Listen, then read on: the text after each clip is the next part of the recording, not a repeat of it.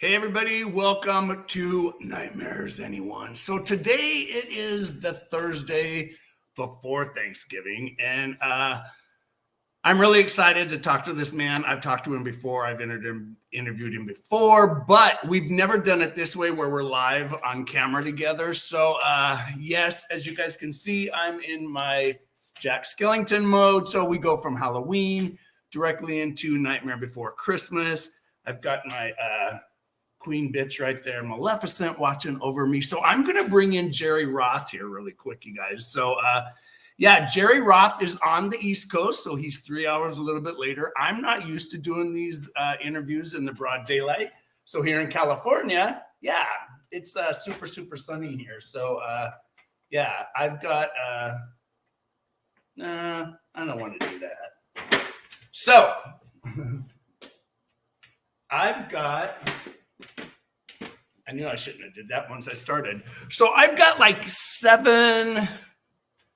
got 6 or 7 people that are either in school right now or they're at their jobs because it's only 3 o'clock here in California, here on the West Coast. And I've got a couple of people here from, well, I've got one from Germany and I've got 3 or 4 from Canada watching. So you guys, I'm going to bring in Jerry Roth right here. So, hey, so you guys, everybody, welcome. Here's Jerry Roth. So you guys, if you don't know who this man is, why the hell not? So he is the author.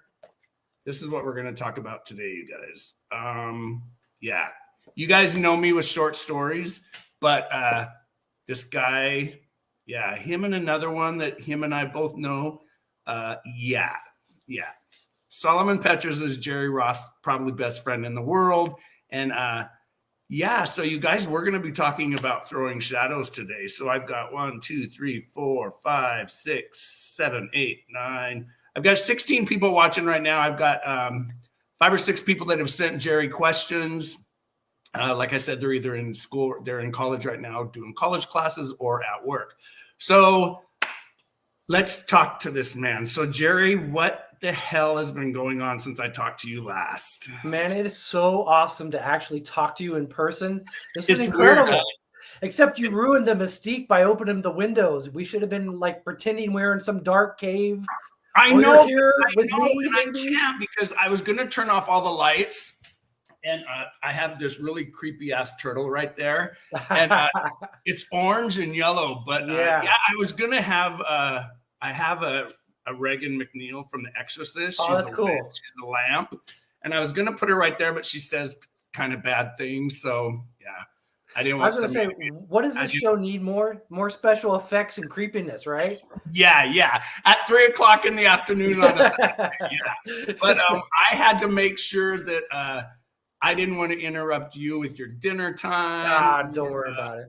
But so you guys, I was just talking to Jerry, and Jerry's got snow. So yeah, it's already happening in Ohio. So unfortunately, oh, by the way, I want to make sure I let you know I wore this shirt in honor of you. You mentioned that on. Oh my God! The email. Oh No. No, I had nightmares about that creature. So yeah. I've got somebody, actually, Matt just popped in. So he just got out of a college course. He goes to USC down in Southern California, and he asked you this.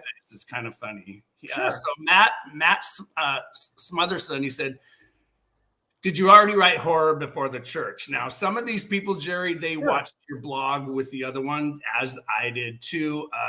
But yeah, you want to answer this? Because this is pretty funny. And then yeah, Matt, so thanks for popping in. I'm glad you got out of class on time. So yeah, me and Jerry will be here for probably till about 4:30 because I have a 5:15 dentist appointment. So I have to go and I don't want to interrupt Jerry. So Jerry, you want to answer that question? Sure, yeah. Thank you for the question, Matt. So you mean the church that I live in, correct? Yeah. Okay. Yeah. You know, I've been writing forever. So since I was a kid, I was always writing. Even when I didn't know how to write, I was telling stories. But you know, I bought the church I'll say it's because my wife liked the place too. But truthfully, I was inspired by the place. I was like, there's going to be some good writing come out of this place. So that was the reason I bought the church. But yeah, I've been writing for a long time. It's just now it's an extra incentive to put some scary stuff on paper. Oh my God, how funny. So yeah, I've got actually like 3 questions about the church. So some of you are down here say, Angela said, Richard, what are you guys talking about a church? I don't know why the comments aren't popping up, but I have comments turned on. So I see one of them. I see Matt still. Yeah, you guys can leave comments down below.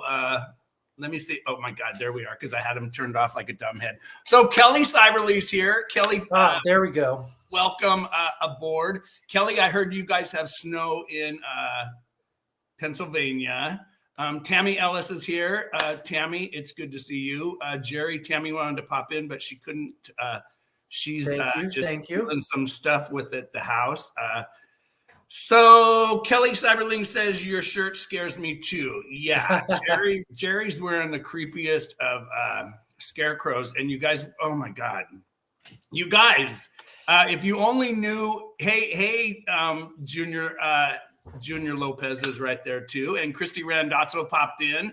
So Jerry, Christy Randazzo, and Tammy and Kelly Cyberling are followers of mine for a long time. Oh, awesome. Christy is my crazy wild Texas crush.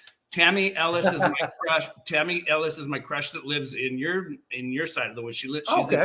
She's in North Carolina. Nice. And then of course Ace Hill Inc. is A. Lopez Jr., who wrote Night Dreams and some of my other favorite books, but he's here in on the West Coast, so he's in the same time zone as I. Welcome. Good to see you, Tammy and Kelly. It's good to see you. But so Matt, like I said, Angela, she lives in.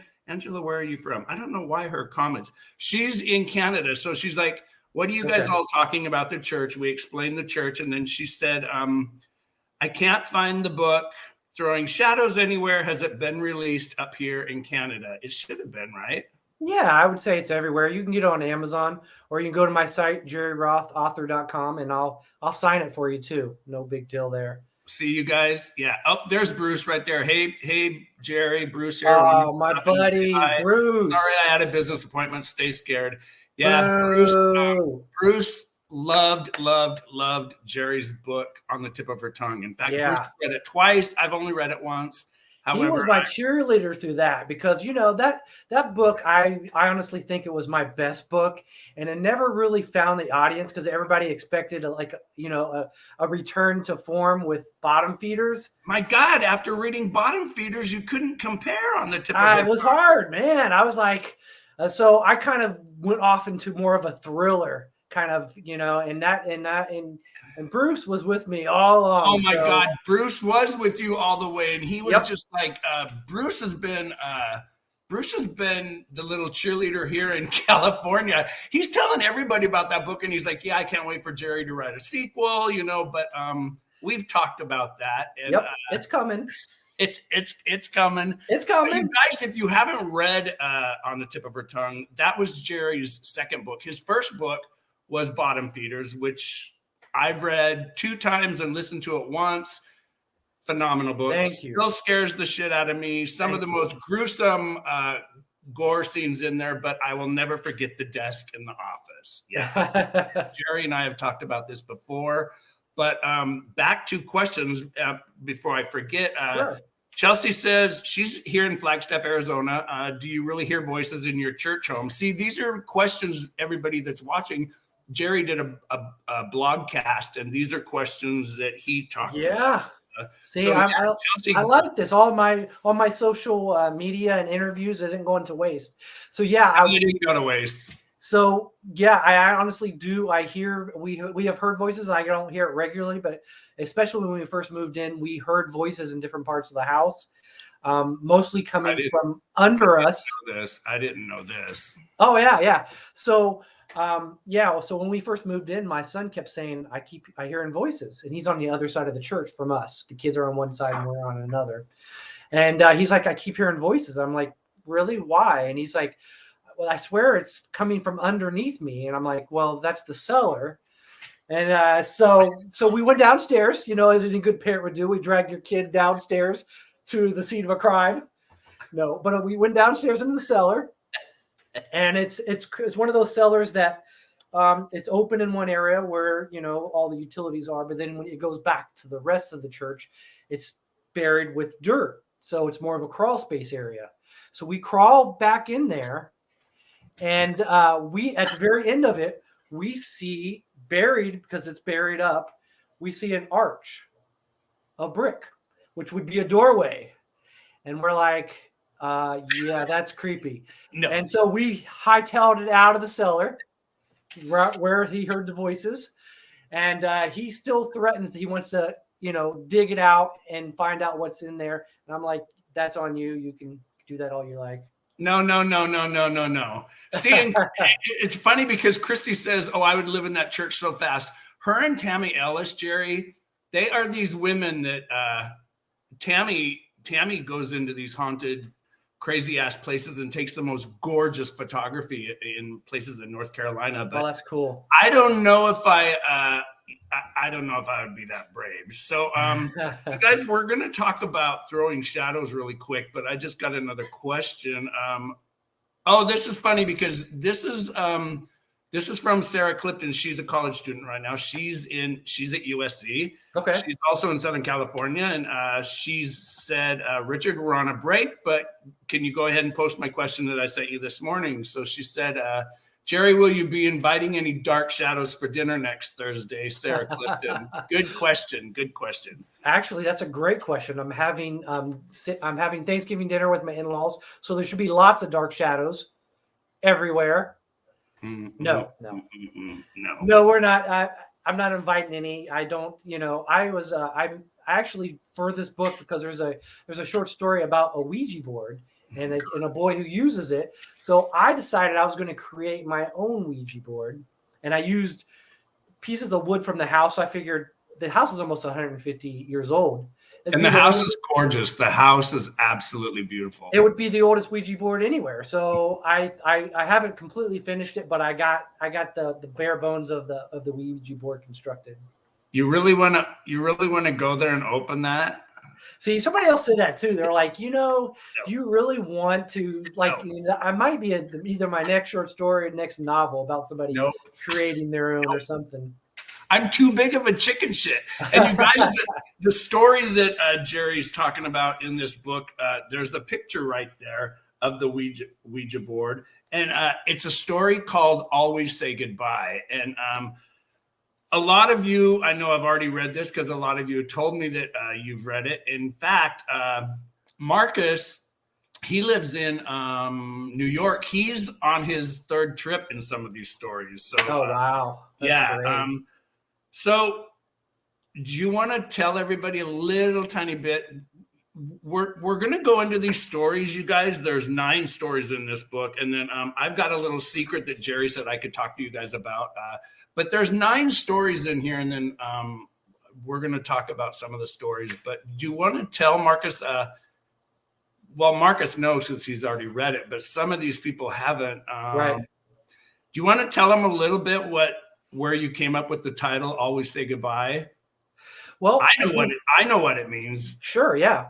I have a lot of family member who do use a Ouija board, and I grew up kind of using Ouija boards for fun. I mean, in the 50s and 60s, it was sold as toys, and then took a darker meaning. But as it got older and people started, legends started growing about Ouija boards.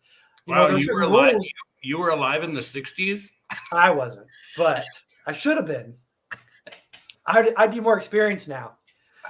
So the reason there's a lot of rules. It's kind of like any kind of rules that you would have to run anything. But with the Ouija board, one of the rules supposedly is that when you done talking to a spirit, then you need to you say goodbye at the bottom, and it closes the portal to take the ghost out of your home. And that's kind of the premise of the story. As if, what if you didn't do that? What if you weren't following all the rules of a Ouija board? So Christy just popped up. She said, back to the church. She said, I would live in that church so fast, but she said, yeah, I would dig it out too. No. I don't know. I'm afraid of what I'd find, but I have a feeling we're just going to eventually anyways, so we'll see. Yeah, but what would you do if you found like bones or something, or if you found out? I've read too many creepy ass stories about old churches, especially like the people on the other side of the river or whatever. But yeah. Well, I have a premise. I'm writing a book now called Ghost from a Yard Sale, and the premise is going to talk about what they would find if they opened that door. So we'll see what my imagination comes up with. Kelly just said we had an Ouija board when I was a kid, but not anymore. LOL. Yeah. The girls would hold your hand, Richard. No worries. Yeah. Thanks, Junior. Yeah. Yeah. I'm 6'4", and I'm the biggest chicken. I scream like a girl.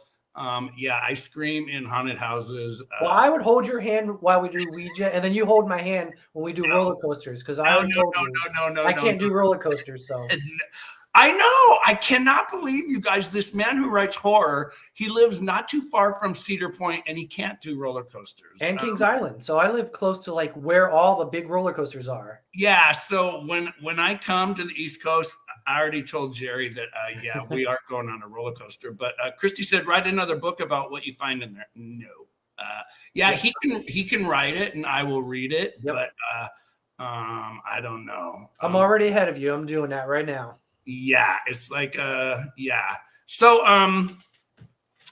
another story that's in the book. So I want to talk to you about one of my favorites. I have 3. There's only 9 in here, but 3 of them really, really, really hit me hard. Right. And you know me like Solomon does. I can be scared shitless in a story, and I can end up crying in the same exact story. Like I did.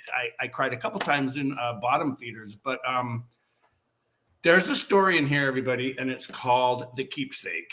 Now, you guys, and Jerry knows this too, with Carrie White being my favorite femme fatale victim of bullying,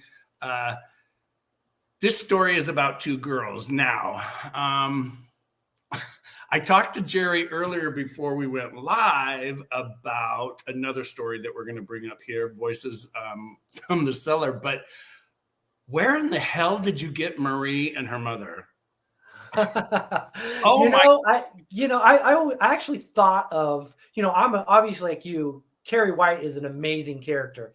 And I knew that I couldn't do a character like her or her parents, but I thought, what if I take those same characters and I turn them around? So they're not religious, they're not sweet, they're kind of mean. And then you put up against somebody who is more like a Carrie White. What would happen to them? And that was kind of the premise that I thought of. And I thought, what about folklore? What if you put folklore and different things to try to, mess with them? And that was sort of where I got the kernel of an idea for that one. And I really loved that part about that story because I liked the way that you brought in. Well, I'm not really spoiling anything, but you guys, Rachel. It's Rachel and Marie. Is that what I said earlier? Did I say somebody else's name? Yeah, you said it's on. Yeah. And she loses her mother, and Marie and her mother become her new stepsister / stepmom. But I loved what you did with the victim's mother, how you brought her into the story. And that was one of my stories in here that I would love to read a 500-page story about, because just as I got into these characters, it was over. It was done. Yeah, it was done. And you guys, this book is so funny because there's only two. I got to put my glasses on. Sorry. It's a bitch getting old. But there's only 136 pages in this book, you guys, and there's 9 stories in here. So Jerry has a way of writing that he pulls you into these characters like within the first 1 or 2 pages, and then 11, 12, 13 pages later, you're done, and you're like blown off your seat, and you're like, whoa, where the hell did that come from? Or yeah, I mean, that was kind of the idea behind it. I really wanted to go back to like a Tales from the Crypt or a Night Gallery or Twilight Zone. I Oh, wanted I wanted to throw you right in the middle of something. So I'm not wasting my time with, a setting up a whole backstory or atmosphere. These characters, you're walking into their life, and you immediately it hit the ground running, and you kind of find out you're kind of really living what they're living at each moment. So that was kind of the dream of putting this book together. Yeah, and it's weird, and I've told you before, that's where you pull it off really, really good, and it just it's funny. Like I told you in our first time, but Yeah. Everybody that knows from my old channel, when I did this before with Jerry, we did it through a Q&A thing where we didn't talk live on camera. Right. So yeah. that was one of the things that you and I were talking about before we went live, that it's so great to see your face and talk live and, do it this way. Absolutely. But so Alex, he's our viewer from Bonn, Germany. So these are coming through. So these comments won't be on screen because they're going through a translator. So sure. He said, Richard, can you do me a favor? Ask Jerry if he has ever been approached for any of his stories / books to be filmed into a movie. Actually, I've had people reach out to me. I think that the movie business, it's maybe not as solid as everybody thinks. That somebody comes to you, you buy a movie, they buy your book, it becomes a movie. So there have been different times where people talk to me about it. And when I was back in my screenwriting days, somebody actually tried to purchase my screenplay for way back when. But I was such a new writer that they wanted any of the changes they wanted to make, I just could not bring myself to let it happen. Now I'm older and I realize it's more of a collaborative kind of thing, writing, making it into a movie, making it into a book. But back then I just couldn't do it, So the next time that an opportunity comes when somebody is interested in kind of making it into a movie, I'd be more open to it. That's good. That's good. What was the let me get rid of this banner really quick because there we go. It's popping. It's flashing on my side. It's driving me crazy. It wasn't flashing on my side. Is it flashing on your side? No, it's not. I wonder why it's flashing on mine. But and then somebody, Stephanie she's up in Vancouver, BC. She's like, Jerry, I'm 8 stories into the book. I'm trying to get my mother to read this, but she's scared to death of scarecrows. I'm with Richard. The scarecrow in the first story scared the living hell out of me. So you guys, it's kind of funny. So I'm going to bring up the fact that Jerry is wearing a scarecrow shirt. And these are the story. Oh, God. Dude, why are you doing this to me? It's not even 3:30 in the afternoon, and he's gonna Bruce is away on a business trip. I'm gonna probably have to go to bed by myself later. I'm gonna have nightmares about that damn scarecrow again. But in the first story, it's called A Woman's Strength, and that's where the scarecrow. That's the story where the scarecrow is now. What was your favorite book when you were writing these 9 stories? And I have a question that just popped up.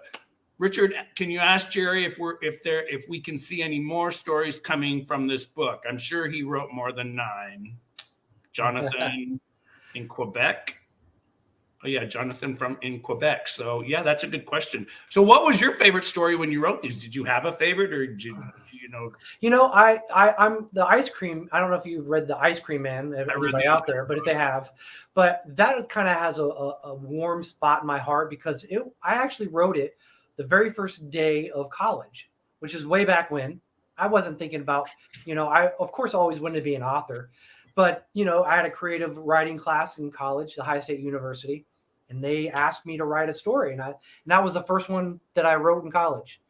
And to think back that I'd actually publish it, 20 some odd years later, it's incredible. I wouldn't have guessed it. And I thought, no, so that one I enjoy just because of the nostalgic of it, and hopefully, you could probably see my evolution as a writer in some of these stories because they seem a lot different to me, but maybe not to other people. I mean, my voice was definitely a lot different when I wrote that one. But I do think that I enjoy the kind of the scary aspect of Whispers from the Cellar. Oh You my know, just the horror and the tragedy of it. You know, if you're an author, you always want to put something that's going to be like, why did you do that? Why'd you do that to the character? Yeah, And that's definitely one of the characters. Even Solomon, I always let him read my stuff early, and he's like, why would you?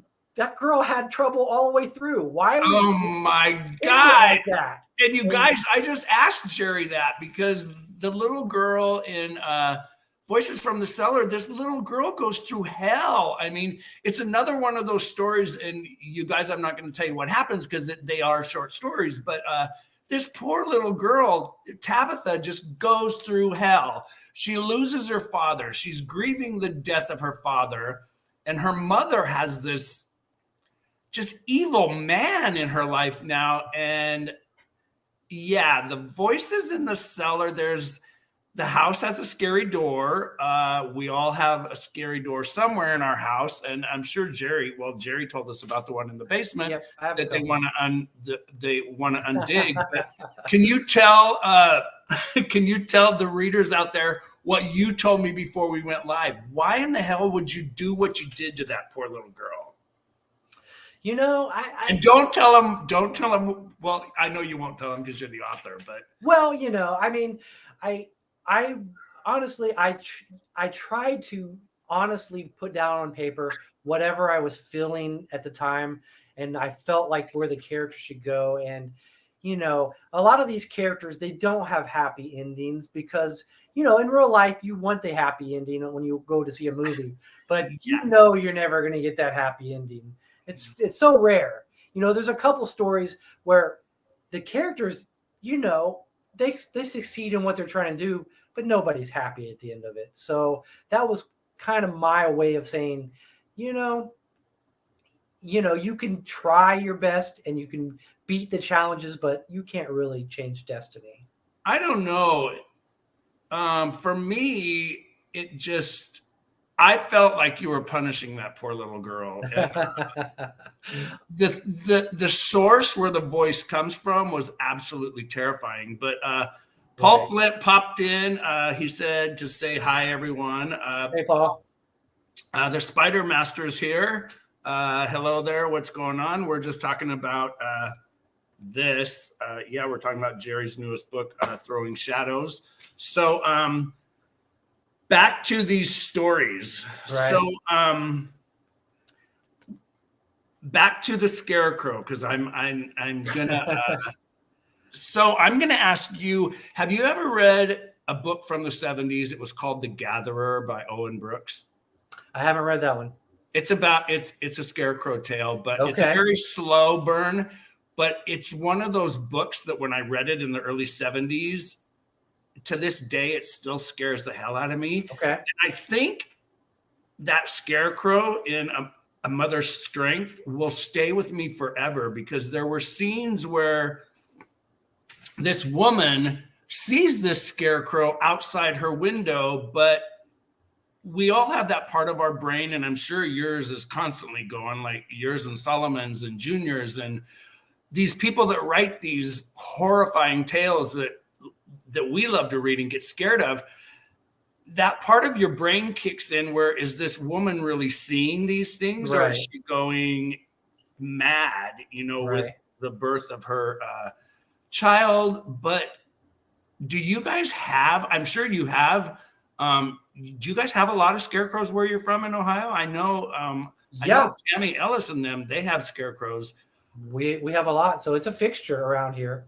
And I've never seen one. I don't think I've ever seen one living here in California. I grew up in the Seattle area, and there was a lady that used to put one on her front porch in one of those cutesy craft store. But the scarecrow in this story is kind of like the one on your shirt. Just a terrifying, scary creature. But that's why I bought the shirt. I was like, that's the closest to my imagination of what I was trying to go with. So, but I think scarecrows are kind of scary, and it depends on where you're looking. Like if the person who makes them around here, around the region I live in, if they actually put a lot of care into them to make them look human, to scare the crows, obviously, or the birds, then that's when it starts to get frightening, because you're always wondering, is what's real, what's not real. But go ahead. What? I was going to say, but the inspiration to that story, and I know that you've read everything probably by Stephen King.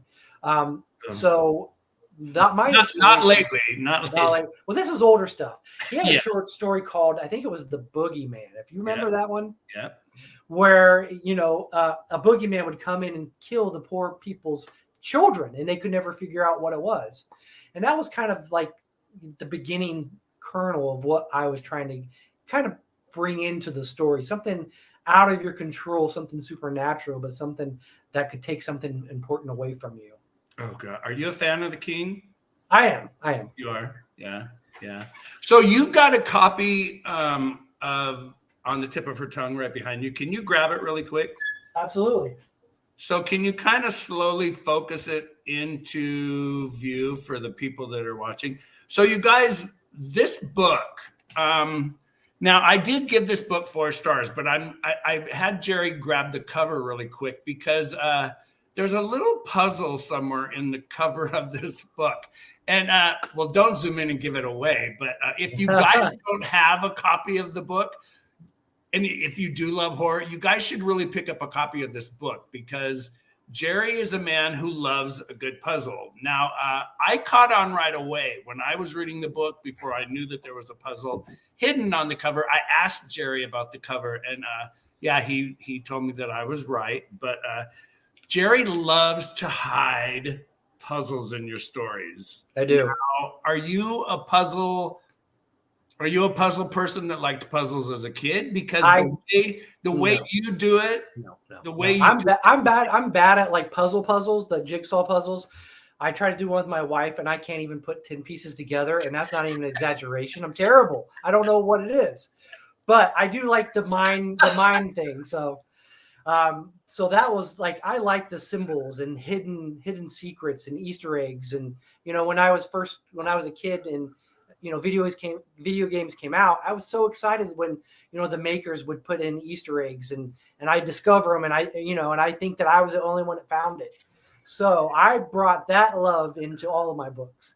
And I think that's why I loved Bottom Feeders so well, because I caught on to the puzzles and the hidden story right away. I was just like, whoa, this is really, really cool. But you guys, Jerry takes this book, and in fact, I'm going to show you guys something. Jerry told me I could. So on page, where did I start?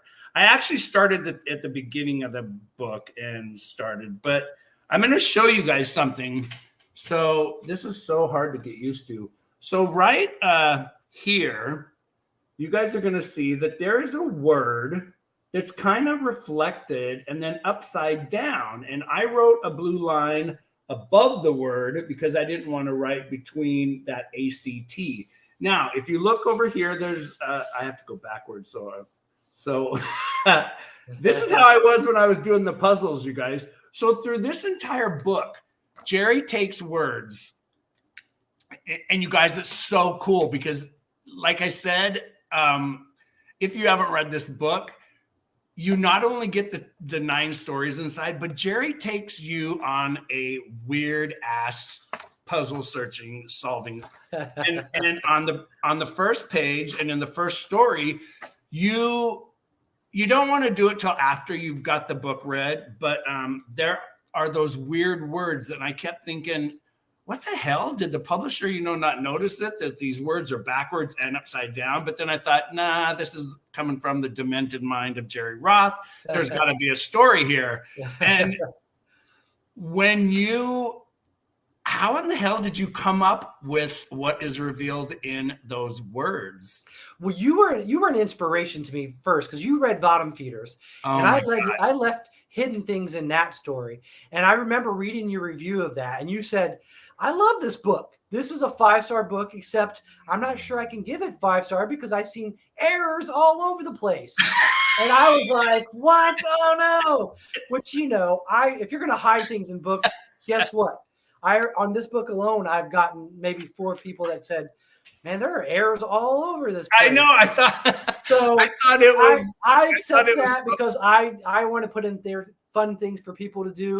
So I'm going to take some criticism. I mean, I get a lot of reviews saying, I don't understand why these fonts are so weird, or why they're, what's highlighted here. I feel like the publisher messed up. I did. I really, really thought that. But when I picked up this one, when you sent me this one, I knew right away. When I got into like halfway through a Mother's Strength, and I realized, okay, how do I read these? How do I uncover these? And then, of course, Bruce said, well, Richard, it looks like they're mirror images. So why don't you hold it in a mirror? So I did. I held it up in front of the mirror, but then I realized I had to flip the book upside down because, well, when you guys see it, you'll see it. But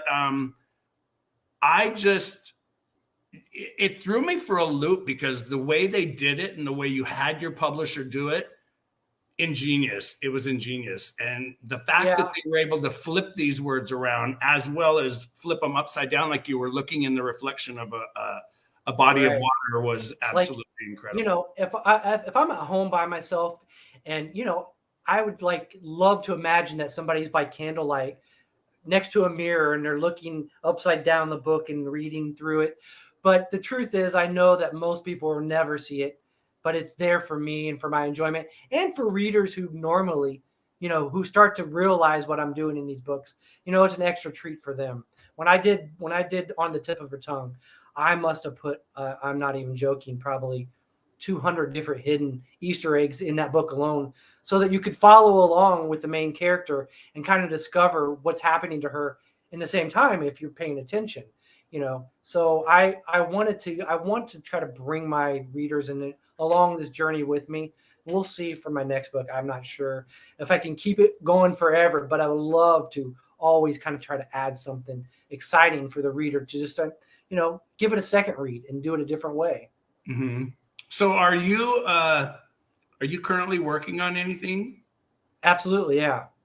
Are you are you the type, I know this term because with you being the friend that you are with Solomon, Solomon introduced me to the word a pantser. I didn't know what a pantser was. Are you a pantser? I am. Yep. I 100%. When I first started writing, I didn't know what a pantser was. There's a plotter and a pantser.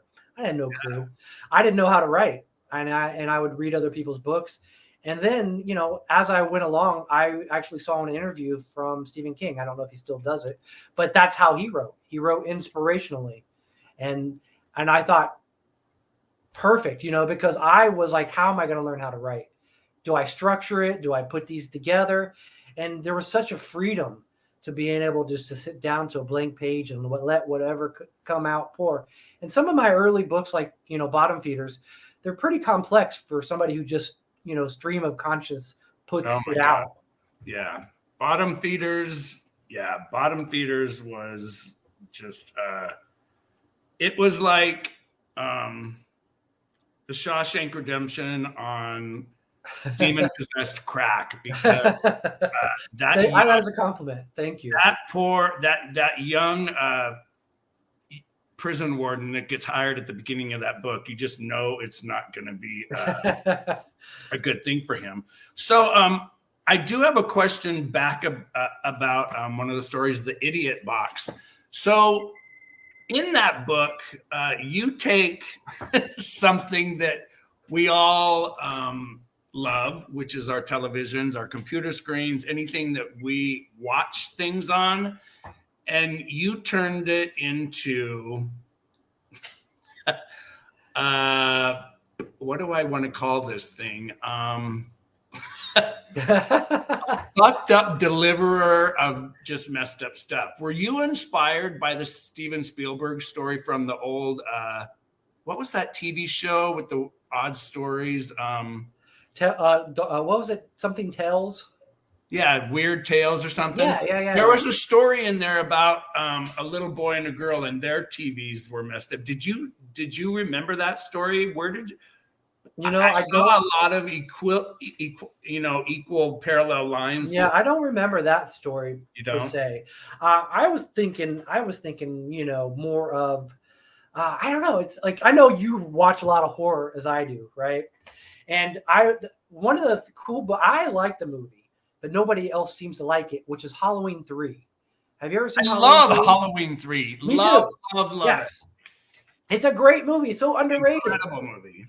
I mean, it's like folklore, everything tied into it. And there's the premise of that movie, or at least to me, is that somebody is using, ancient things to put him into a kid's school masks. And when they watch TV, evil things sort of come out, and I thought that was kind of inspirational to me. I was like, I love that movie. It had effects on me as a kid because that was right around the time I was trick-or-treating.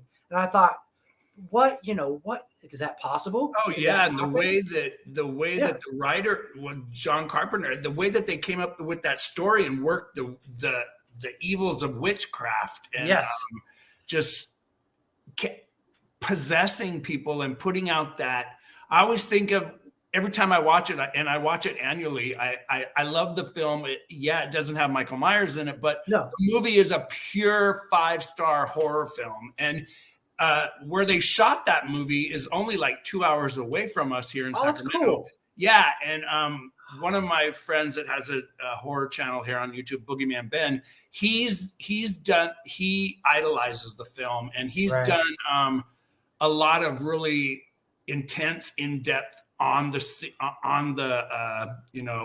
filming locations of where Halloween 3 was filmed. But when you say that you love that film, it is funny because it's one of those movies that horror fans either love or they just hate it. There's no in between with it.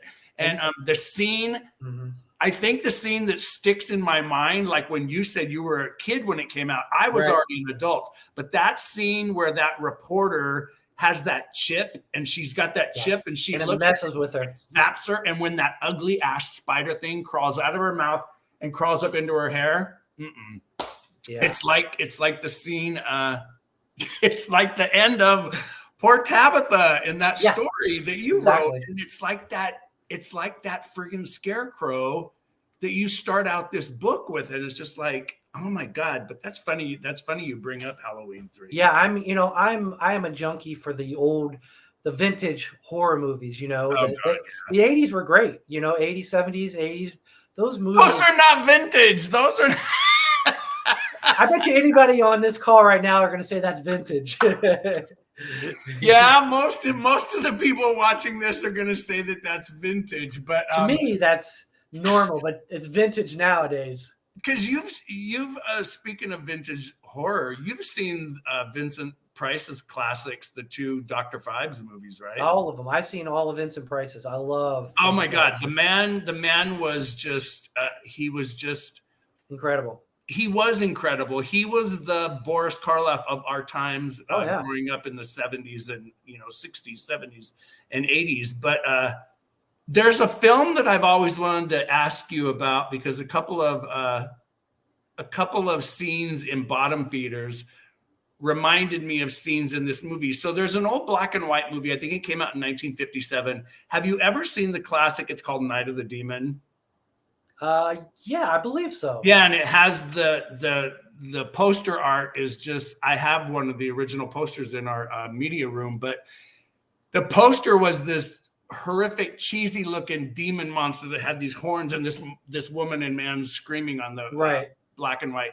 But there's a scene in there where the people have to pass on a piece of paper. Otherwise, if they don't pass on the curse, this demon's going to come to you in the middle of the night and take you to the bowels of hell. But there was a couple scenes in Bottom Feeders that made me think of that movie. And it's funny because that movie, when it was released in America, it was called Night of the Demon.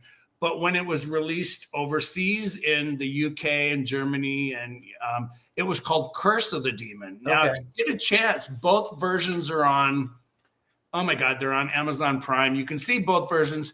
Watch Curse of the Demon first because there's like 7 or 8 minutes added that were never in the American version. And it makes so much more sense. And you actually get to see the demon. And for its time in 1957, it was absolutely genius filmmaking, and it's one of my favorite vintage films. I am watching it. Yeah, that's definitely. Yeah, you need to really watch it because I see a lot of your writing in the story of those two people in that movie. And there were a couple scenes in Bottom Feeders. And Bruce said the same thing. He said, "Oh my God, Richard, this reminds me of my favorite horror film, Night of the Demon." And I hadn't even seen Night of the Demon. And remember the movie Drag Me to Hell? Yep, exactly. Yeah. Yeah, that movie was based in like a retelling of Night of the Demon. So yeah, you really need to watch those, and then I would love to talk to you about that. Okay, yeah, I think I've watched them, but I'm going to rewatch them for you. Yeah, very, very good. And Malachi, that's funny, Malachi Rodriguez, he says, I don't know why. I wish I could put these on screen, but I have to translate them. So he lives in Mexico City, and he says, "Richard, tell Jerry I loved Bottom Feeders. I've read the book 3 times, and there is a scene and a building near where I live here that I swear Jerry had to have visited. Love the book. Love the book. One of my favorite horror books of the last 10 years. Wow, that's a pretty cool. Thank you so much. Yeah, that was great. That's a good compliment. The book was scary. The book was pure, pure evil. I think the reason why so many people are affected by that book is because I put so many different genres into it. You know, there's a religious aspect to it. You know, there's taking in, you know, to abusive relationships, or some people who just make the wrong decisions and go to prison, and you kind of put it into a stew, and people, they all seem to draw somebody or some place that kind of reminds them of that, which is, I was doing it because I was in love with horror, but I think other people are really found a personal connection with it. Wow. So, speaking of this book, I absolutely love the cover. Yeah. How were you lucky enough to get Keelan Patrick Burt to do your cover? Do you know him? Do you know him personally? No, we are not friends, but you know, I try to talk to him as much as I can because I am also a fan of his. But he is actually, if you can call it that, he's a neighbor of mine. So he lives in Ohio. He lives close to where I used to live before I moved to the church. So he's an Ohio resident living close to Columbus. And he's pretty young, right? He's not that old of a man. No, I think he's my age. So, but you know, how many books that he has? He has, I couldn't even count how many he has. Oh my God. He's got 30, 40, 50 cover arts on books. He is an incredible writer, but also he's an incredible designer. I saw some of the designs he did, and I had my publisher reach out and said, "Listen, I want him to do my cover." And that's what he came up with. And it was, and I think, especially, I don't know if anybody can see, but like the crinkled edges to make it look like a worn paperback. Yeah, that makes it look like it's been bent and torn. In fact, when I got this in the mail, I thought, what the hell? I got a used copy. You know me, I'm going to say, what the hell? You know, Jerry, just like, yeah. I thought I got a used copy, but then I looked, it's so well designed that, it actually looks like an old, torn up vintage book. Yeah. And Jerry, Maddie is saying hi right there. And Maddie is Tammy's 11-year-old daughter who has been recently bullied. So when I read The Keepsake, I was telling Tammy, I was like, oh my God, if Maddie could only Maddie could only find one of these things, like, yeah, but Maddie she's an 11-year-old horror fiend, and oh wow, she loves horror. In fact, she's the one that painted me my Pennywise picture that's hanging on the wall in my library. But yeah, she's an 11-year-old little horror freak that just she's not afraid of nothing. That is awesome. Yeah, she teases me all the time. Oh, you know, Uncle Richard, you know, you're such a scaredy cat. But, yeah, they live in North Carolina, and well, for them to see things like you know, huge rattlesnakes on their front porch and stuff, it's like no. No, thank you. Well, thank you for joining, Maddie. I hope that you Yeah, find some good stories eventually. yeah, she's a little horror trooper. So what are you guys doing for are you gonna oh yeah, we already talked about Thanksgiving. God, I Yep. had so much stuff written down that I wanted to talk to you about. But what were we talking about earlier when you said save it for the interview? I can't even remember what we were gonna talk about. I'm not sure. Yeah, I think it was maybe. I think it was. It was the puzzles, but then we were Yeah. talking about well, the scarecrow scaring the shit out of me. But Right. I just yeah, it's time for me to reread.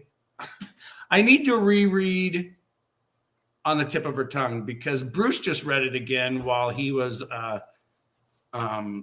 going through reading sense, but he loved that book and still Right. does. So yeah, I really need to reread it. But this book, it just I want to talk so bad about what happens to some of these people, but I can't because I can't ruin it. But I Right. have a note in my book where I wrote, in the Ice Cream Man. So I said, in the interview, asked Jerry if he had read. So in the Ice Cream Man, there's a couple scenes in that story that made me think of another author. Have you ever read Night in the Lonesome of October by Richard Lehman? No, I missed that one. So that is like Richard Lehman. We no longer have in our world anymore. He's passed on to darker places, but he wrote a story called Night in the Lonesome of October, and it's kind of like his homage to Robert McCammon's Boy's Life. It's kind of like his. Okay. But there is a scene in there where the main character, he just gets on his bike and he rides in his town at nighttime. But this one particular night, it's Halloween night, there is an ice cream truck that appears in the story that still to this day makes me cringe. Yeah. And now that I know you've never read that book, I don't have to ask you the question if you were inspired by that book. No, but that story, I had thoughts of making it even darker originally. Because you could have went really dark. I could have gone. You could have. If you read this short story, that it infers darkness more than it shows darkness, and it could have gone a lot of different directions. And really, my friend Solomon Petcher, he's another author of mine. He got to read it first, and he's like, this could be a full book. And there are a lot of adventures that he would, obviously bad adventures, that this character could go on, in his darkness. That's beside being an ice cream man. So, that one, I've definitely maybe considered maybe broadening the story. Yeah, I like that story. My favorites though were the three. Just the keepsake. Just I don't know. That's just I've read it. Well, I've got it tagged here in my book. 1, 2, 3. I've read the keepsake actually 3 times now, and it's just wow. I don't know those characters. They're so Sue Snell and Carrie White and Christine. Right. Christine, they were just that girl and her mother were horrible. But speaking of back to this book, I wanted to ask you about these things. What do you call these things between what are these things called? Are they dividers? Are they just dividers, or are they called chapter markers or something? Yep. So is there something hidden in that image? I can't say. You can't. But I picked that one out specifically. I had I don't know if you read her stuff. She's Stephanie Ellis. Yeah. She's a great author. She has a lot of books, and she's actually with my publisher as well now. And she actually did the formatting for me. So I picked those out and I put them in specifically for this book.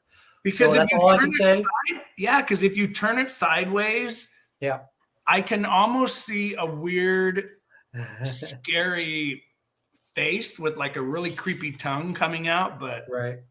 So that's just my that's the thing that I want. I want people to look into my books a little bit further than just the stories, which I hope they love the stories as well. But I hope that they they say there's always something hidden. Yeah. Zero's like, I have to say hi to Jerry. So that's awesome. I wish I had my dog here with you. I'd show him to you. yeah, either this one or the cat is on me all the time. In fact, the cat's sitting right beside us. But yeah, so I just it's just an honor to be able to sit here and talk to you like this because it was so much more fun. I mean, I had a ball with you the first time I talked to you, but this way it's just like even though we're on completely opposite sides of the United States, I think it's pretty cool. But so what are you reading now? Are you reading anything that's really scary, or who do you like to read? I've got a couple people asking me. Ask Jerry who some of his favorite horror authors are. We know he's a fan of King. Yep, King. I liked Anne Rice when she was alive and in her prime, doing all her great vampire stories. I've never read anything by her. I did read Interview with the Vampire when it first came out, and I've just never read anything else. Bruce has read all her stuff multiple times. Yeah, I loved her. I love her writing. I like dark things. I've read a couple Riley Sager. Have you had a chance to read any of his? No. Don't like his writing at all. No. He's got definitely a different sensibility. No. They're like a bad Lifetime movie of the week. I've read 3 of his books, and it's just like, I don't care if I ever read another one, but and my followers know that because when I did reviews on the books, I took a lot of shit because people were like, "Oh, that book was so scary." No, it was just like. Well, I wouldn't say they're scary, but I think he has some good creativity when he writes, so I'm a fan of that. See, to me, he writes like Grady Hendrix. Grady Hendrix is a man. Him and I have had words personally. I don't like the man. Okay. I don't like him at all. He's. It just okay. But Riley Sager, it's kind of funny because that one what was it's like his second book from last Follow You Home or not. It had the green cover with the chandelier. It was just a comedic Home take. Before Dark. Yeah, Home Before. It was just a comedic take that was so cheesy of the Amityville Horror, and it was just like, oh my god, how much more cheesy could this book get? But it's kind of funny that you like Riley Sager. I'm really, really surprised. Yeah, I wouldn't say he's like my top ever, but he's like somebody I can kind of read between something super grotesque and scary, and it kind of like cleanses you. Mm-hmm. Have you ever read, oh my God, what is his name? Tim, Zero, hang on. Zero's ready to go out or ready to eat dinner. But have you ever read, God, I was going to bring it out here too, because I wanted to talk to you about a story in his book that he wrote. I know we were supposed to do a buddy thing, and I ended up not being able to do it. Remember this? Oh my God, did you ever read it? I'm getting ready to start it. So there's one. Everybody says I should read it. I cannot wait for you to read it because there's so much.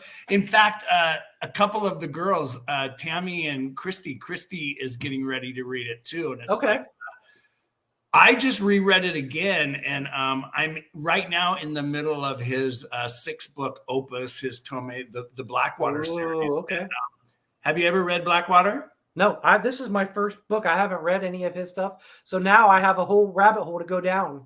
Oh, yeah, because the man was just he was another one of those authors that we lost too soon. We lost him to the AIDS epidemic, and the man was a writing genius. He wrote horror that was right up there with King. In fact, some of his horror I thought was even better than Stephen King's at the time. Wow. And Michael McDowell just you might think, but I know you won't think because you like Halloween 3 Season of the Witch. I really think you're going to like I knew the phone was going to ring, so sorry about that, you guys. No, you're fine. I was going to take it off the hook and I forgot, but so it's probably just a telemarketer. So let's try. Yeah, it's just it's actually Bruce's niece, but she'll leave a message. So sorry, you guys. I was going to take the phone. I'm just making It sure never fails. it wasn't like the electric company saying they're shutting something down or something. Yeah, and it's not Big Bird saying, I need to come pick up Oscar the Grouch or anything. But, yeah, I think you'll really enjoy the amulet because it's just that it's like reading an extremely graphic, cheesy horror novel from the 80s. And that's what it is. It's classic.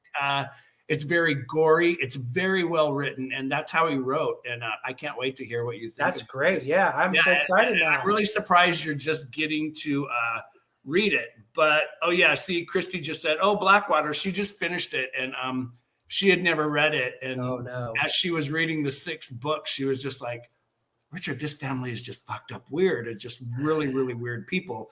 Lana Ducher just popped in. She said, hey, Richard. And she's one of my viewers. Some of these people, Jerry, it's funny. They've never even read horror until they started following my channel. And it's like a couple of them, like Samuel here, he lives in Chicago. And Richard, you turned me on to Jerry's books right after, I don't know why, but it's coming through. Oh yeah, I'm getting ads from bad girl sites or something. They're popping in here, but evidently I don't have my blocking thing off. But he said, you turned me on to Jerry right after Bottom Feeders, and I've read all of his works. In fact, I just finished Throwing Shadows, loved it. I'm with you. The Scarecrow will stay with me for a long, long time. That's great. Thank you so much for saying that. It's pretty. So Lana's in the UK too, and she says, always a horror reader. I'm in the UK, and it's so cool because doing it this way, we can talk to people that are like in the UK. Yeah. Or like when I did the one with Solomon, we had people from Finland and just places that, I never thought that they would pop in, but it was great to talk to people. And Kelly Seiverling says, thanks for doing this live, Richard. Nice to meet you, Jerry Roth. She's she's on your side of the US. She's up in Pennsylvania. And so I'm sure they've got a lot of snow too. But it's funny that you brought up Season of the Witch, because I was just talking to Ben about that movie the other night, and it's pretty funny because it's a classic, but I cannot wait for you to. I'm really pumped that you're going to read The Amulet. So I am. Too bad you don't have the original cover because the artwork on that book. Yeah, was it good? Absolutely stunning. Yeah, I had a friend paint me a cover of that book, and God, like 1989, and then tragically she died of cancer. But I have it in my library on the wall. And see, you're selling me on this, so this is going to be life-changing. It's really, really, really good. I think I've read that book probably 4 or 5 times. Wow. You and I have talked about Boy's Life before by Robert R. McCammon, and I just reread that again, and I was just a wreck. That's the one book that it was my 11th time reading it, and the fact that it came out in the early 90s just still blows me away, because that was another book that for me changed the way I looked at American fiction. And that's true. You've read it, haven't you? Absolutely. Yeah, it's one of those books that it's right up there. It's fun. It's kind of funny because in the library it's 2 books down from Bottom Feeders. So I have Bottom Feeders, and then I have one from this guy that lives in Germany that he sent me, and then I've got that's cool, Boy's Life. But so I just want to I don't want to cut this short, but it's just I just want to tell you thanks for doing this, because I know I caught you at a time that's either at your dinner time or it's fine, just family time. Absolutely. But we've been trying to do this for a while, and I'm so excited that I actually could get on with you.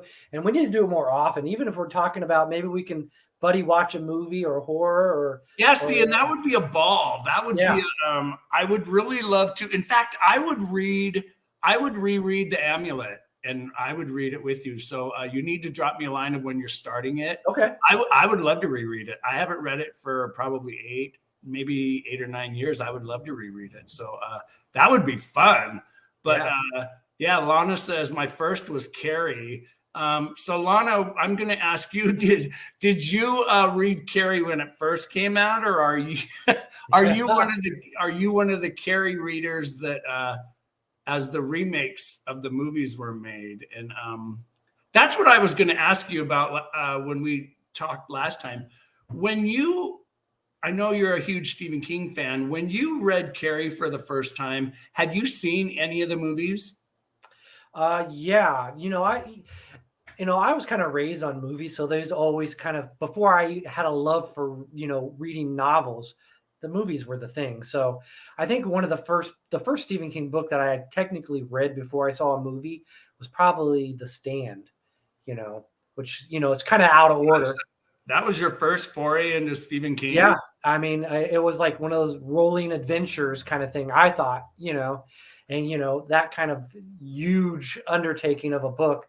But since I saw the movies, I reread Carrie.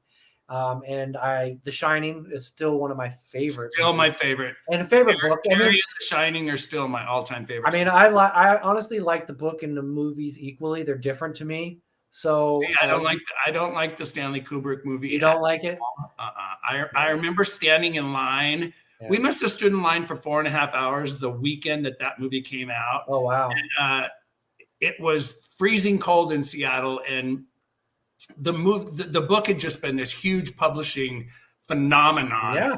And, when the movie came out, we all knew that it was going to be different, but what Stanley Kubrick did to that book, I feel the same way that Stephen King kind of felt about it. It was just a butchery. And well, I agree with his premise. The premise is that his character was driven to be crazy. Oh my God. And when you see the movie, he's already starts out crazy, basically. And he just took it. He changed the story in so many stupid ways. And to reread the book, I've read the book probably 3 or 4 times, but the TV miniseries that was based on the Shining, Stephen King actually wrote the screenplay for, and it starred Timothy Webber, phenomenal translation of that book. It's great. That is the version that I have seen many, many, many, many times, and I love that version. Well, Stephen King taught me a lesson in my life, which is always watch the movie first. Always watch the movie first if you can. Really? Yeah, because the books are going to be good either way. Yeah. But if you read the book first, 9 times out of 10, they're never going to live up to it, and you're not going to enjoy it. Mm-hmm. So I think one of the exceptions was Dr. Sleep. I thought that one, even though I read it first, I felt like it was closer to the book than I thought it was going to be. So Christy said Bottom Feeders was awesome. Can't wait to read the others. Great to see you, Richard, and to meet Jerry. Thanks, Christy. That was nice. Thank you. Leslie Powell McCarty said Stanley Kubrick took the heart and soul out of the book. Yeah, I feel the same way. It's kind of funny. Yeah. But it's kind of like Jerry and I were talking earlier about Halloween 3 Season of the Witch. It's one of those movies you either love or you hate it. And I never liked it. Yeah. Never did. Okay. Never did. Never liked it. Didn't like Dr. Sleep at all. I thought it was just a way to pull in more paper into his bank account. And I haven't really liked the last 8 or 9 Stephen King books. And in fact, speaking of Stephen King, Bruce just read Fairy Tale and absolutely loved it. And I've heard that. Yeah, my cousin and her son are both reading it, and they're like, Richard, you really need to read it. It'll just rip your heart out. But it's kind of hard for me to get past his last 7, 8 books. The last book of Stephen King's that I've read that I really, really liked was Joyland. And that was one of those books that people said, you either like or you hate it. But I loved it. I thought it made me cry. It just it made me think of a kid and the creepy ass carnivals and those dark rides. Right. That what do you think of his sons? Do you like his writing?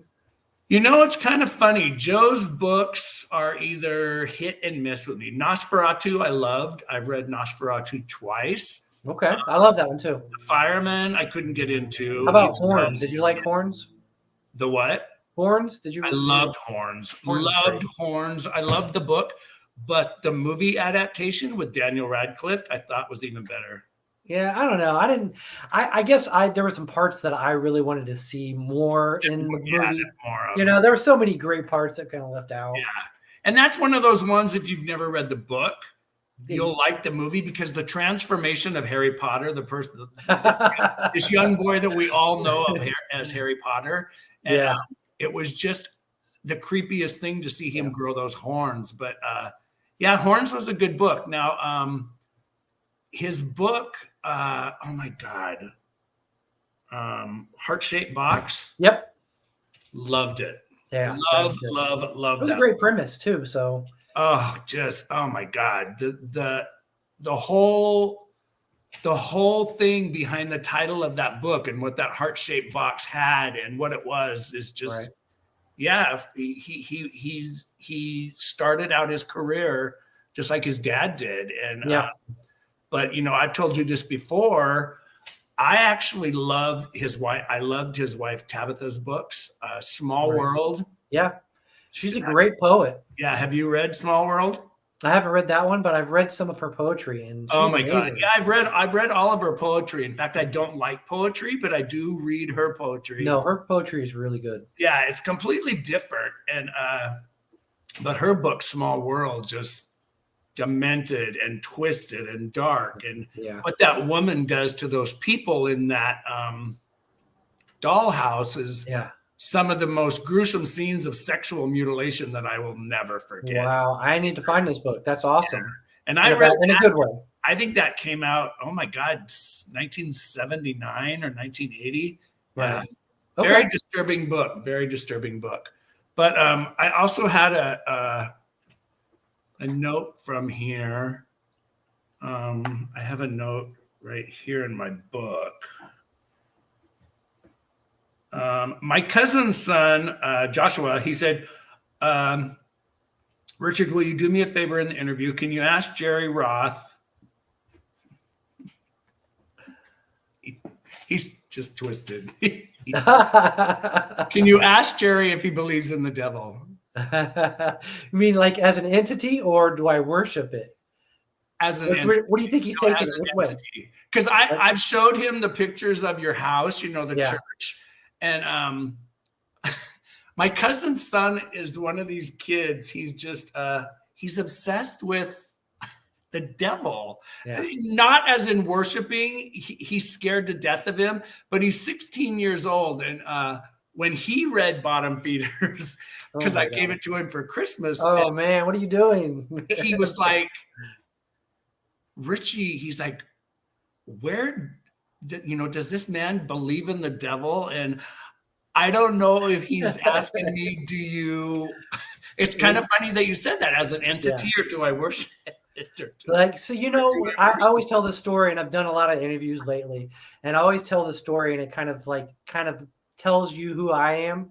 But when I was a kid, our parents took us to the drive-in, and oh God, don't you miss that? Yeah, and back then, I'm saying vintage. Back then, you went to whatever your parents were watching. They didn't take you to kids' movies. They took you to whatever they were watching. And the drive-in was playing The Rescuers with a Disney movie. Oh, yeah. And the second feature that I stayed up for was The Exorcist. So I'm 5 years old. The Exorcist played with The Rescuers? It did. Why?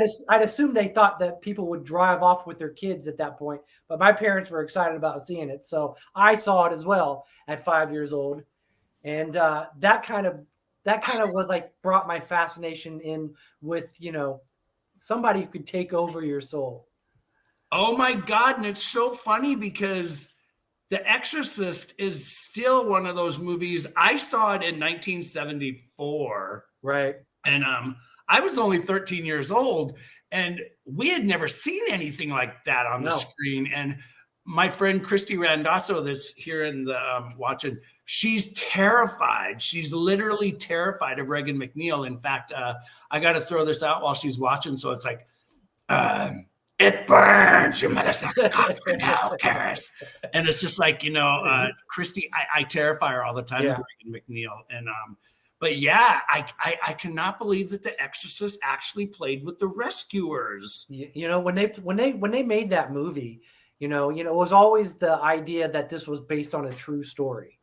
And something about that, when I found out later that it was a true story, it kind of instilled something in me that kind of was frightening, that something so evil that I saw on a screen that terrified me could actually be real and it happened to you. I mean, that's like the fear of every single kid. So Leslie Powell McCarty asked Jerry, do you ever do book signings in local bookstores, and how far away do you live from Cincinnati? Oh, wow. Yeah, wow. I do bookstores all the time. Closest one so far to you would be the Book Loft, which is kind of an amazing old bookstore that I want to go there so bad. Yeah, that it's set up like the Winchester Mansion, where their little rooms are built on top of each other and everywhere. So that's like our little Ohio National Treasure week, and I had an event there. So that's not too far from you. You're probably about maybe an hour and a half from there. So I'm sure that I'm definitely going to do some events down there soon. Wow. Sure. Oh, in fact, Christy just said, Richard, I'm going to kick your ass. She's not sleeping tonight. I know she's not. She has nightmares, and it's the funniest thing because she's going to kick my ass. She will. She'll call me tomorrow and just chew my ass out. But Jerry, this woman is terrified. I don't blame her. Terrified of Regan McNeil. And she's my age. She remembers seeing it when it first came out. But speaking of the Exorcist, with you being a horror author, you've read the book, I'm sure. Oh, absolutely. Yeah. So do you read when you read The Exorcist, do you read it as a crime novel like it was originally intended to be, or do you read it as a horror novel? I read it as a horror. I try to read, the Amityville Horror, I try to read as a crime novel. That kind of makes it more real, but I never really read it that way. I kind of read it as horror because obviously I saw the movie first. So I wanted to. God, at 5 years of age. I wanted to relive that scary experience. When did you read the book? How old were you? A teenager, probably. Oh, you were a teenager? Yeah. Yeah, because I remember being in like seventh grade, and everybody was reading the book, and it was the original Bantam book, the purple cover with that blurry image of that. I think I have that somewhere still. And I'll never forget page 125. It's just it's that page of the book that every kid when it came out was like, oh my God, you got to read this scene. But that book was a publishing phenomenon when it came out. And I remember reading it in 8th grade. I read my sister's copy, and being the chicken shit that I am, it never scared me. The book never scared me. I never thought of it. No, I never thought of it as a horror novel. Now, when I reread it today as an adult, I just read it since COVID because I did a review on it on the channel. And reading it now, it's more of a horror novel, but I think the true story of the young boy that it was based on is absolutely more scary than Regan McNeil's. I totally agree with you. I'm glad that you said that because I remember reading the story as a kid, and I don't know if my mind was just saying as a kid, but I heard stories about him and that he had a waterbed, and that his first experience was an unknown entity pushed him onto the waterbed. Yeah. And the year that I started reading that book, my parents bought me a waterbed, which is, I don't know if coincidence or not, but I remember reading that connection and thinking, oh my gosh, this could happen to me. So yeah, that was one of my fears. and the fact that that story, the boy, it took place in the 50s actually, but it's not too far from where you live. In fact, the house, God, it's not in Boston. Where is that house? I should know. I've done so many talks with people on the channel and stuff, but yeah, that story of that young boy, back then, I can't imagine a story, you know, hitting the public and people thinking, wow, is the Catholic Church really demented, or Yeah. could somebody really be possessed by the devil? Now, if you're Christy Randazzo, she Right. thinks the devil, she thinks Regan McNeil is coming after her. She thinks Regan Wow. is, you know, yeah, she really thinks Regan is coming after her. And it's so funny. But Lana says, I was raised watching horror on TV, Hammer films on TV, and so Yeah. on. My dad was a huge horror fan. Now my brother and I are big horror fans. It's funny because, like, I was talking to Jerry earlier about Curse of the Demon and Night of the Demon. It I don't know if it's a Hammer film. I don't think it is, but it did come out in the same era in the 50s that movie Right. was. But Leslie says, yes, she was watching the Hammer films too. The Hammer films were great. I loved the cheesy, the way the Hammer films portrayed Dracula. Yeah. They were always They were like, great. yeah, they were great, but they weren't Great. your typical Bela Lugosi Dracula. Yeah. They were like these weird, messed up, scarred, cheesy, bad Yeah. macaroni glued on the face kind of horror films. I always tell everybody, I said, you know, I went to college to write, but really where I got my education was 99-cent VHSs and finding all the horror sections. You know, I would rent 3 in a weekend and watch them back to back, and then go the next day when I was supposed to have them all weekend and get more. So 99-cent movie rentals. I remember when it's funny you bring that up, because I remember when VHS first came out, and people, before, you know, you could go to your local Target or Walmart now and buy a movie for $3.99. To buy a VHS movie back then was $89 to $150. My cousins owned 2-3 video for less stores in Seattle, and they used to actually sell the movies, and that's how expensive they were. And people used to spend $90 to $100 just to buy a movie when it came out. But I remember when The Exorcist came out on VHS, and you could not find a copy to rent anywhere. So it's funny that you said, oh, I remember growing up on 99-cent VCR. It's funny because my Uncle Roger, he was one of the first people that I saw VHS with. And I think we ended up watching, it was a neighbor of his, and it ended up being, I think it was Star Wars, or, you know, it was probably Smokey and the Bandit. But that movie must have cost $150 to watch a movie at home. But it felt like such an amazing experience to be able to watch a movie actually, you know, in your house. Did you ever know anybody that had a video disc player? You know, I always saw them at the libraries when I would go, and I never actually seen anybody have it. Jerry, I have friends who want to collect them now. Yeah. I have a couple friends that collect them. In fact, Boogeyman Ben has quite a few of them. Okay. But the quality of those movies on a laser disc were absolutely phenomenal. They were incredible. I don't know how they would translate on the new modern TV. You probably need to get one of those old CRT TVs and just really get the whole experience. Oh God, yeah. And Steven Spielberg talks about them all the time, because he absolutely loves the format of the laser disc. But Jerry, I gotta pop this up on screen because this cracks me up. So Christy says, oh wait, Lana said, did you know Christopher Lee was an assassin for the UK government while he was doing the movies? No. Are you kidding? I didn't know that. No, I didn't know that. So this is an ongoing joke between Christy. She says, no, Beelzebub is coming after me, LOL. But then she says Bazubu. So that's what she calls Pazuzu. She always says Mafusu, you know, Mafusu is going to come and get me. And we have laughed our asses on the phone before, to where I'm just like, no, it's Pazuzu. I am the devil. And see, so that's what upset me with the if you watch the first movie, then you watch the second movie, he was like, he's demoted to a demon instead of the devil. There's something about that first movie where you think this is the actual devil.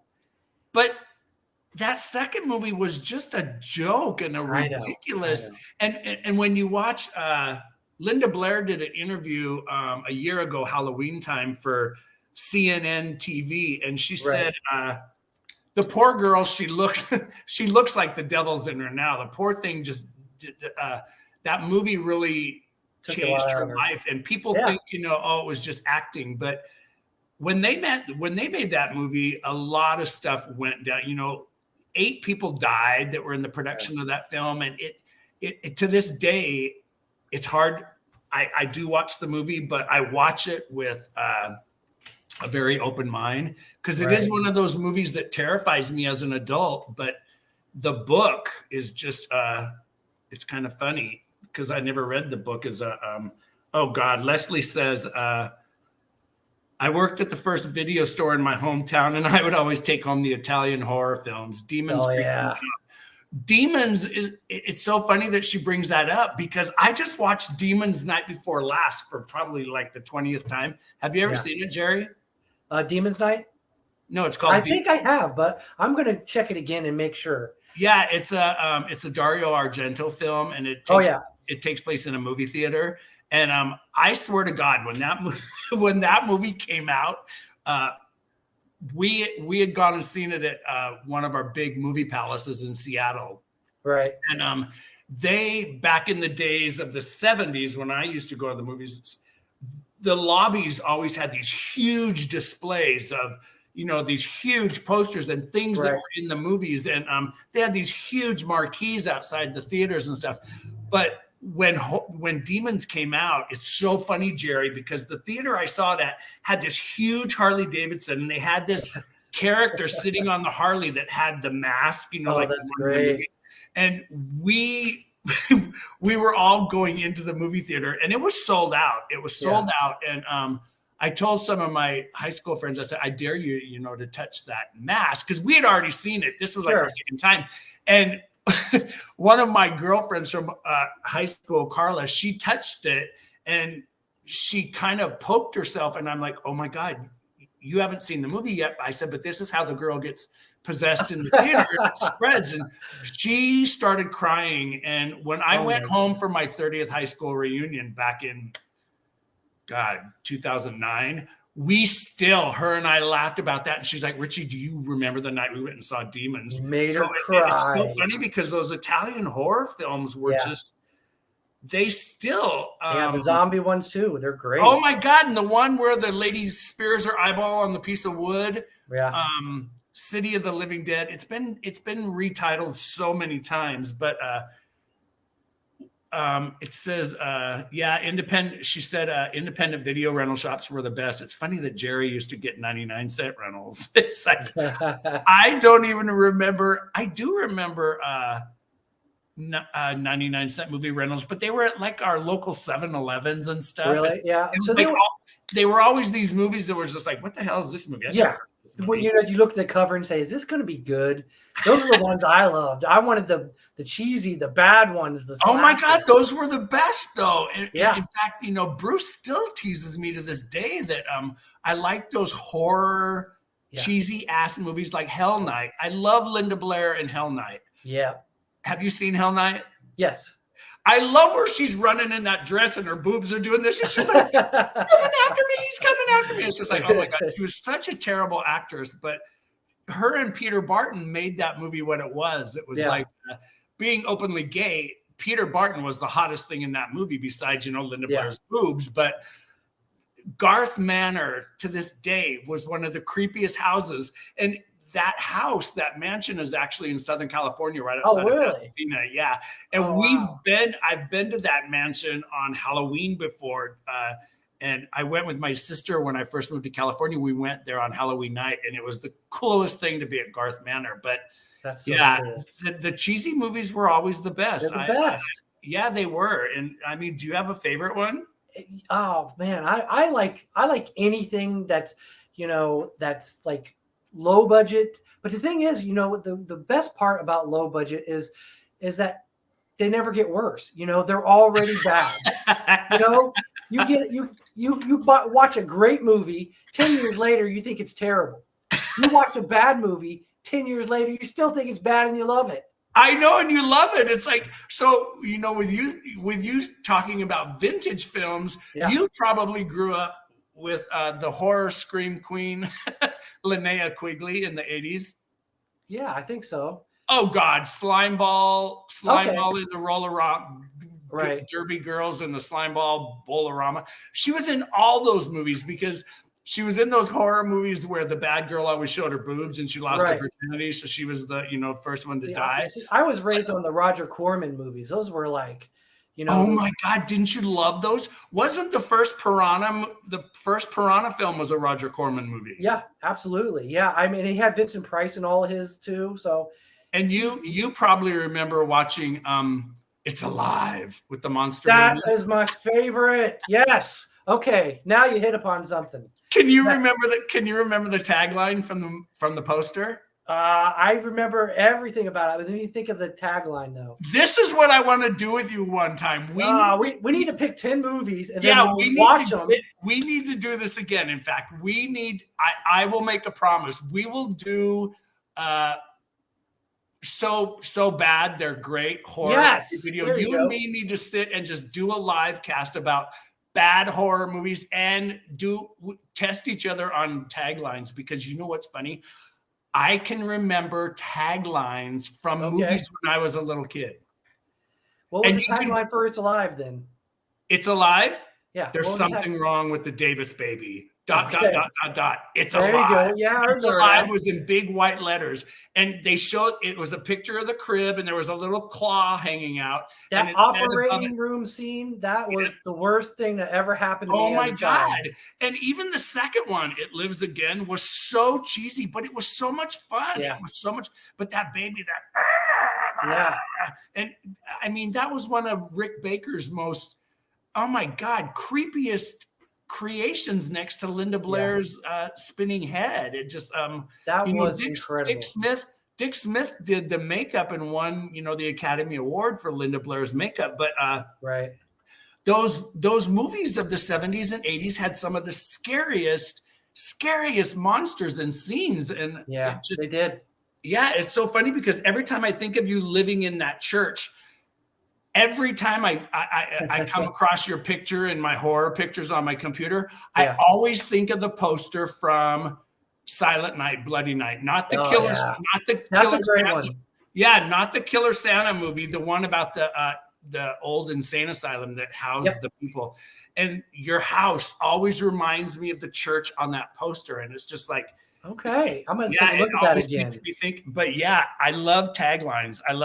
That's cool. So what is your favorite movie, your favorite cheesy movie? Oh man, I like them all. I like everything, but you hit upon It's Alive. That one got me. Yes, that would probably be my best because that one affected me in so many ways. Like, I think my parents were having my siblings at that time. She was pregnant with them. And I remember watching that movie and I thought, it was so startling that they would put something like that on a movie. And the scene with the milkman when he goes into the back of the milk truck and the bottles are flying and the blood's mixing with the milk. It's just like, okay, how in the hell strong is this newborn baby? But every time you saw just that little flash of that monster, it was just like, oh my God, that thing came out of that woman. And you actually while you were watching, you thought, oh my God, that's a real baby. Where'd they find that baby? And it was so, it was one of those movies that was so bad. It's great. Yeah. But Leslie said Peter Barton was smoking. He was smoking hot. He was so cute. He still looks good to this day. And it's, oh my God, you're going to love this, Jerry. Solana said, has anyone seen The Boogans? I love that movie. I remember The Boogans. And I remember that one. You don't know The Boogans? What's that one? It had the picture of a house on the swamp, and the house sat on the water, and in the swamp, the water below the swamp had this weird hand coming up, and it said, "Beware, there's something alive in the water." And then it said Boogans. And that was another one. The creatures and the monsters in that movie were just like, oh my God, that scared the shit out of me. But it was one of those cheesy, bad monster movies. I mean, even like The Hills Have Eyes. I mean, that was a great one. The first Wes Craven one. A guilty pleasure of mine was always The Car. If you remember The Car? James Brolin. Yes. Loved The Car. Wasn't that a great film? I mean, there's something so evil. And I guess going back to, the devil in that one, I always thought, whoa. Oh my God, The Car was terrifying, and it's still scary. And that very last scene when the car goes off the cliff and that demon comes up in the smoke still scares me. That was perfect, yeah.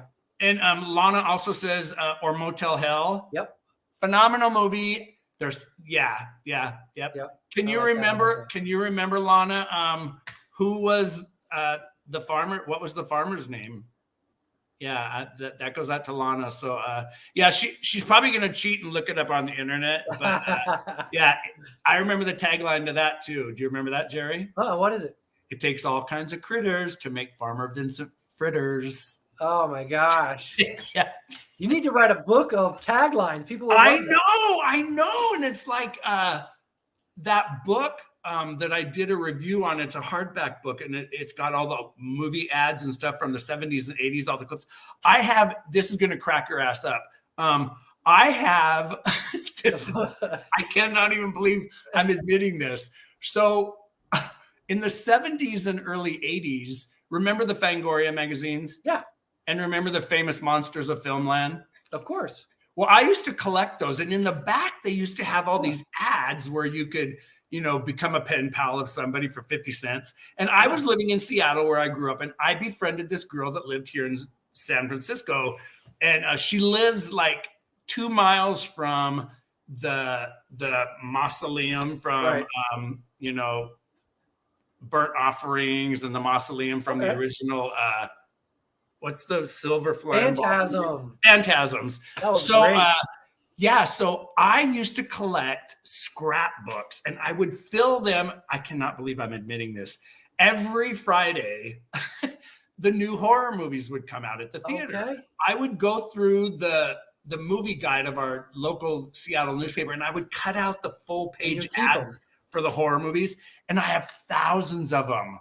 I'm glad the police didn't show up at your house. That would be hard to explain. I know. Well, I've told you before, or the whole Ted Bundy thing. I grew up around the corner from Ted Bundy, and he took my older sister to her junior prom. But that's a whole nother damn story. In fact, she still has the picture on her wall in her house of her and Teddy. What the heck? That's crazy. Yeah, it's funny because Teddy was he was 12 years older than me, but he hung out with my older twin brothers. So when I was just like in first or second grade, I remember Teddy was my first boy crush. What? And when he was dating my sister, it was just like I used to have the biggest crush on Teddy. And I'll never forget the night I was a senior, and the police came to our front door, knocked on the door looking for Ted's grandmother, who lived around the corner from us. They were looking for Teddy, and I had to call my mom and his grandmother at the bingo hall and say, "You better get home because the police are looking for Ted." It's such a great story. Yeah, and that was the start of it. And I write like 2 whole chapters in my memoir that I'm writing about, growing up knowing Ted Bundy. And I collected all these movie poster things, and I think of all the old movies, and it's just like, they don't do that kind of stuff anymore. No. And it was so funny that you said, you remembered 99. Oh God, Christy Randazzo said The Car is my dad's favorite scary movie. The Car still, James Brolin, and who played his girlfriend or his wife? And you know who was in that movie, Jerry? It was one of her first movies before Halloween. That's a test, a quiz test. Who's in that movie as a child actress? In fact, both of them are in it. Jamie Lee Curtis, you're saying? No. I didn't think so. You're getting close. Though. They're both in it. They played the 2 little girls. I always thought that one of the girls was the one that played in Return to Witch Mountain. Was that the same girl? It is. I can't. Okay. Kim Richards and her sister. Yes, Kim and Kyle Richards. That was one of their first horror movies. And Kyle Richards went on later to do, she played Lindsay Wallace in the original Halloween and the new Halloween Ends. Okay, I knew But she also did a horror movie for Tobe Hooper called Eaten Alive. You've got to remember that one, Jerry. About the crazy guy that ran the old hotel on the swamp, and he had the alligator behind the hotel that he would feed the guests. It sounds familiar. I need to look at that one now. Is that good? Oh my God, it's a classic. It's one of Tobe Hooper's early films, but I'm sure I've seen it. You will never forget the scene at the end. Just think of your Adam's apple and what it would feel like to have a huge sickle put in your neck behind your Adam's apple, to where you pull Oh it. my gosh. That's a scene that I still Okay. remember from that, and All that's right. the 70s. I'm not eating before I see that again then. But we have to save this for another video because I've got a dog here that's waiting, and I got to go to the dentist in a half hour. So Sure. I got to get a little filling up in my tooth. But I want to tell you, thank you so much, so much. And in fact, oh my God, this is funny. Leslie said Rory Calhoun played Vincent in Motel Hell. That's so funny because the lady that played his sister, the heavyset gal that, remember, she got on the she got on the tractor and popped a wheelie and pulled out their vocal cords. Oh my God. Wow. I need to watch Motel Hell. Yeah, I need to see that again then. That sounds great.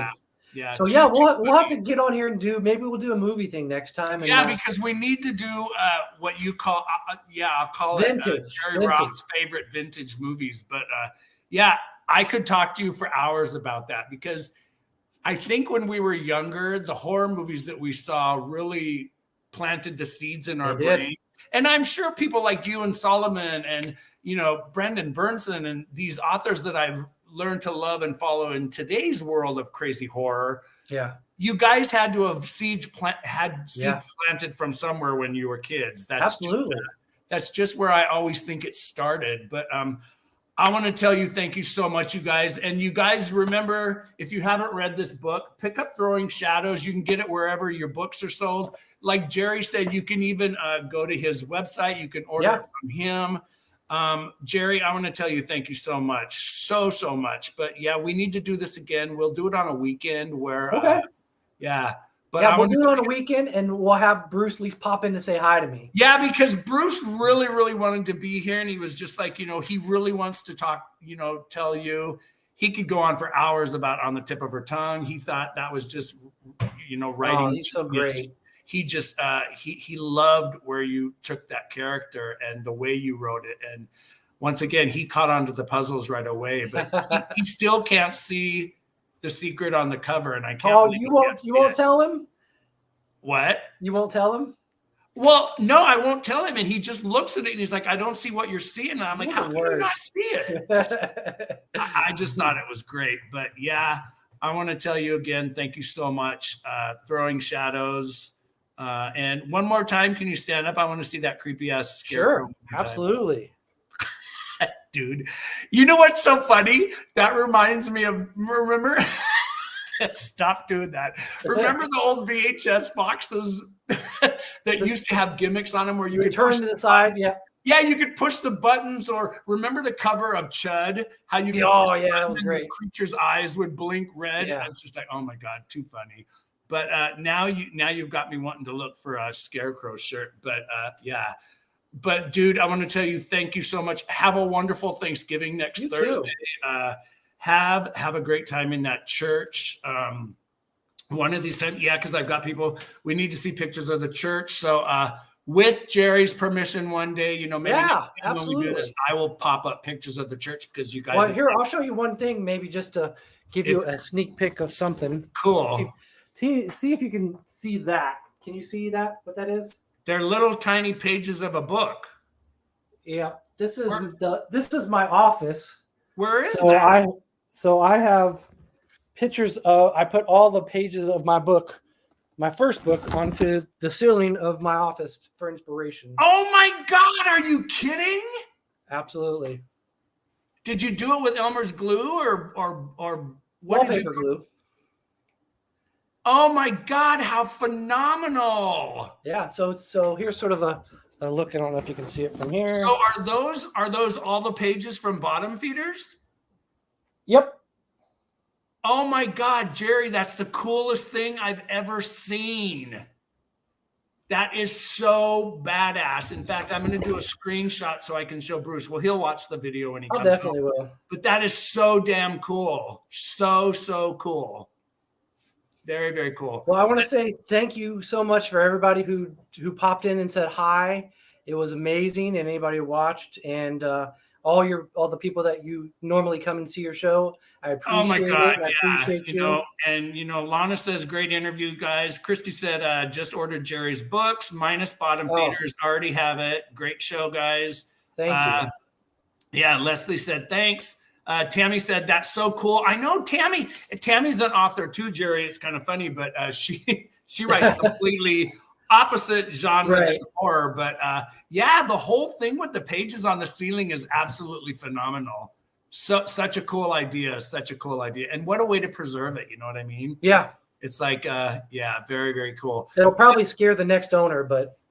Oh God, yeah. But I can't imagine you really moving out of the church. I would, probably. I would pass it down to one of the kids or something, but probably so. Yeah, it's so cool. But once again, I want to tell you, thank you so much. And dude, you can still scare the shit out of me. And even in these little tiny stories, yeah, you fucked me up in a couple of them.